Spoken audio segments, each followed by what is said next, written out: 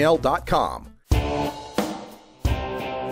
You can't handle the truth. Entirely legitimate topic for debate. You have offended my family. Hey, this is great, man. And you have offended a Shaolin temple. One major responsibility is to encourage people to use less drugs. I know nothing.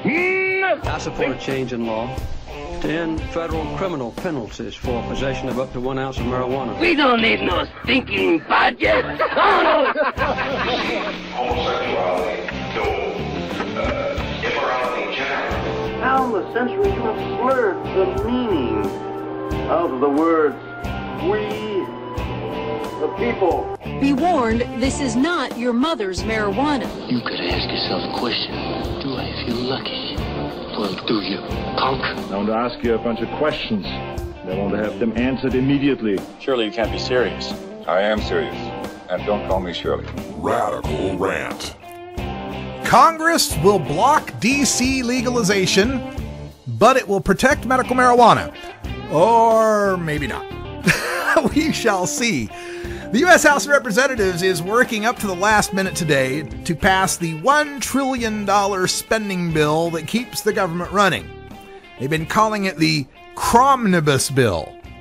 I don't know what that means. I know what an omnibus bill is. That's like you put a bunch of stuff into one bill. It's an omnibus. I don't know what a cromnibus bill is. It sounds discromulent to me. It embiggens no one. Cromulent. It's Lisa Simpson writing these things? What the hell? Anyway, of course, they're talking about shutting down the government if this doesn't pass. And that's nothing new. We've had these government shutdowns in the past. But what is new is how much legalized weed, medical marijuana, and industrial hemp are involved. So first, the bad news. Congress may block D.C. legalization. And the negotiations went between Barbara Mikulski on the Democratic side in the House and this Frank Roger, is that his name? I think I got the name right. Where's that fella's name?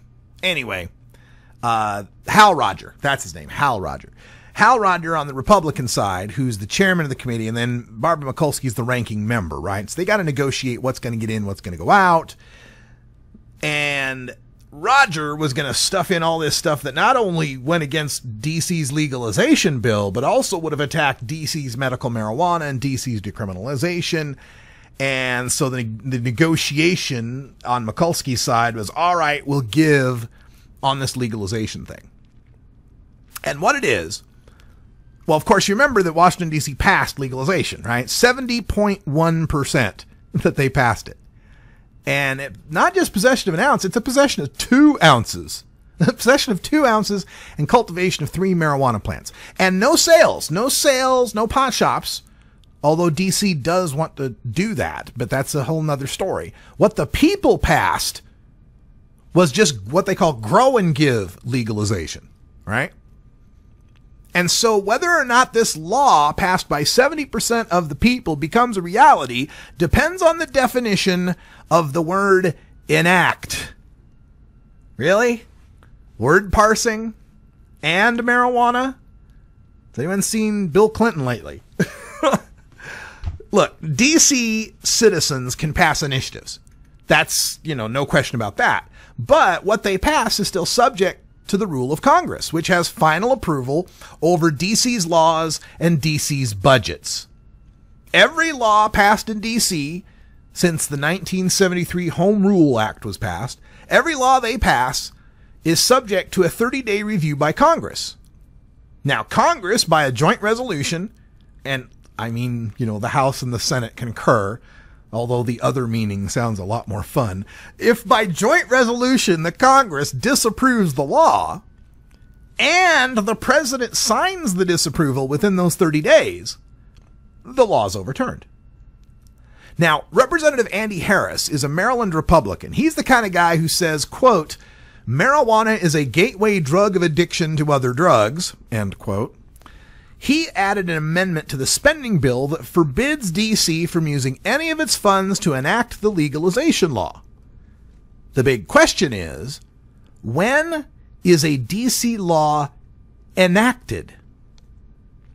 D.C.'s delegate, Eleanor Holmes Norton, a delegate, by the way, is like a congressperson, but doesn't get to vote, right? Eleanor Holmes Norton argues that the people of D.C. enacted Initiative 71 by voting for it. As soon as they voted for it, it's enacted, right? The minute it was passed, it's like, hey, people have the right to 2 ounces and 3 plants, right? The 30-day legislative review period is there for Congress to, well, unenact a law, right? The default is that the law goes into effect. If Congress does nothing in 30 days, or even if they do issue a resolution against it, but the president doesn't sign it in 30 days, the law stands. So it must already be enacted, right? In fact, the D.C. Home Rule law says that if the Congress passes this joint resolution and the president signs it, the law is repealed. You can't repeal a law that hasn't been enacted, right? Well, wrong, according to Representative Harris. He says, quote, I think enactment has a clear legal meaning, and D.C. legalization clearly has not been enacted, end quote. All right, so this guy favors an interpretation that says that if 70% of the voters approve of something, well, that just merely allows Congress to decide if it should matter. But here's the other thing. When we're talking about how this works, it's a spending bill, right? They're not banning D.C. from legalizing or enacting legalization so much as they're banning D.C. from spending any money from legalizing, from enacting this legalization. So what exactly would they be spending the money on, right? Not arresting people, not harassing people, not eradicating plants doesn't cost anything. They're not doing something that doesn't cost anything. The cost we're talking about here, people, is the cost of the ink it would take to print the law, the cost of the electrons it would take to file it on the website, the cost of the second of salary you would have to pay an official to go thumbs up. That's the cost we're talking about. I even asked, it's like, hey, what if we did some crowdfunding to pay for all the printing, and we volunteered to walk the bill from the printing office to the Capitol Hill? Would that be okay? No, I was told, because even the second it takes a federal official to pick it up from you or to give you the thumbs up to do it comes out of their salary. And for that, I don't know, $2.50 for their 1 second of salary? I'm guessing. I have no idea. Right? God, I hope it's not that high. But still, for that 1 second of salary, that's what the bill would ban. Amazing, isn't it? Now the good news. The Congress may protect medical marijuana and industrial hemp states. For years, we've been trying to pass this Rohrabacher Amendment, states' rights to medical marijuana. Now it's been put into the cromnibus bill and would protect any state that has a regulatory system for industrial hemp or medical marijuana, including even those CBD states. So overall, this might be a good thing. DC has $25 decrim tickets anyway, and the word enact is for sure to go to court and be battled over. 23 medical states, 11 CBD states, and 19 hemp states would be protected from the feds, but we may not get to find out anyway.